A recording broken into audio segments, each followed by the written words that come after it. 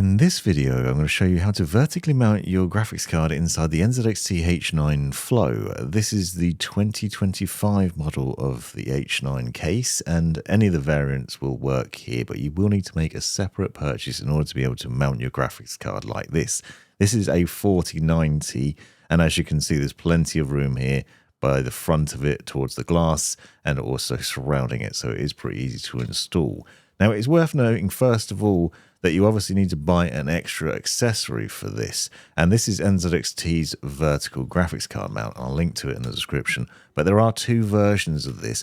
There is an older one that I initially tried to use in the case, and it looks like it should fit because it's pretty standard. It plugs into the PCIe port there, it slots into the case.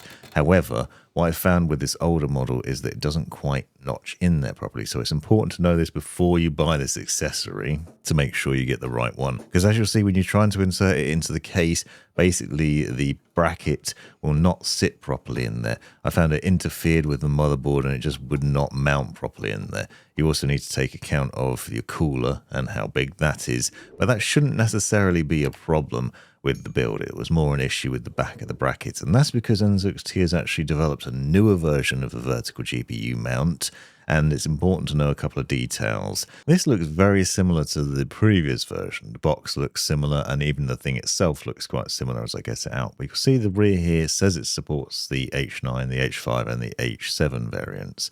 You can identify which one you've got by looking for the serial number, and we're looking for the date code here.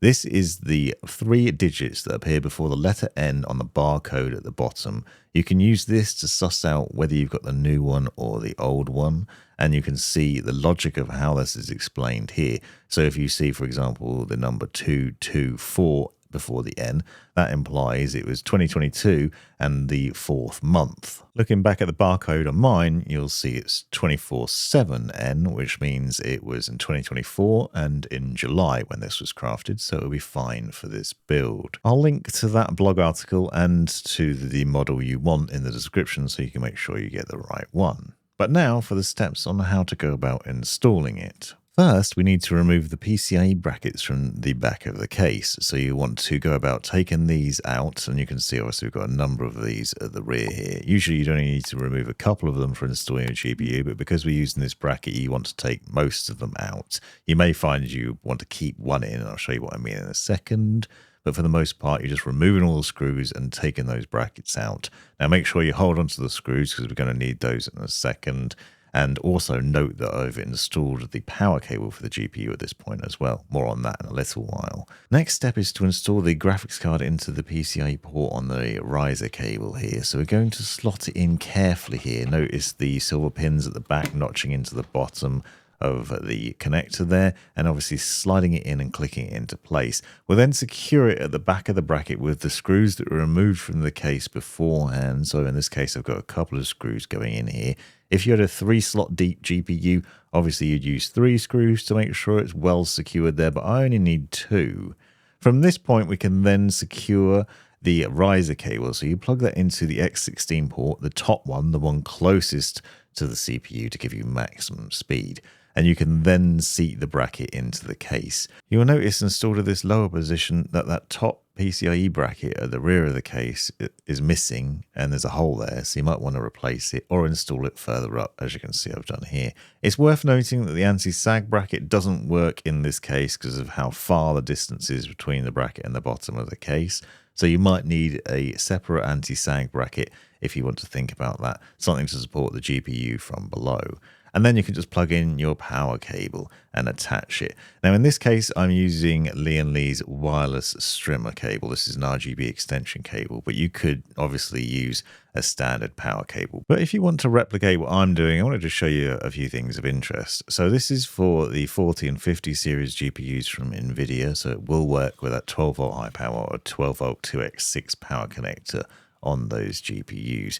So you can use it as a nice way to plug in a connector and have RGB lighting there. You'll see that it has blue pins, so you can make sure it's pushed firmly into the socket and inserted all the way, so you don't have to worry about any issues there. And it is angled, so it is really nice. It works as an extension lead for your standard power cable, which can be handy in some cases.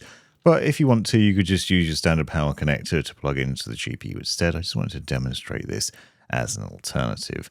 It will work with other graphics cards, and I've got a guide separately on how to set it up that I'll link to in the description, which will hopefully help.